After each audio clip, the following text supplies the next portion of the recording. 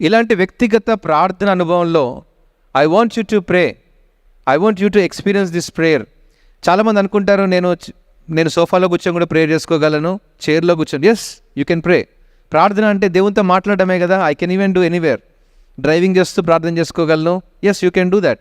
కానీ ఎన్ని రకాల ప్రార్థనలు చేసినా కానీ this is a unique experience. You have to experience the art of wilderness in your life. అరణ్య ప్రదేశంలో నుంచి దేవుడు ఏ రీతిగా ఇశ్రాయేలు తీసుకొని వచ్చి ఒక్కొక్క స్థితిలో ఉన్నప్పుడు ఆయన పగలు మేఘస్తంభముగా, రాత్రి అగ్నిస్తంభముగా వారిని కాపాడుతున్నాడు అనే సంగతిని వారికి బయలుపరిచాడు. 10 ఆజ్ఞలు ఇచ్చాడు.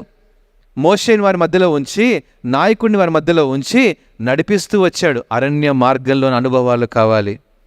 This is the manifestation. ప్రియదేవుని బిడ్డలారా, ఈ అరణ్య మార్గంలో ఎప్పుడైతే మనం ప్రయాణం చేస్తామో మన ప్రార్థనలో, వ్యక్తిగత ప్రార్థనలో, God will reveal the things to you.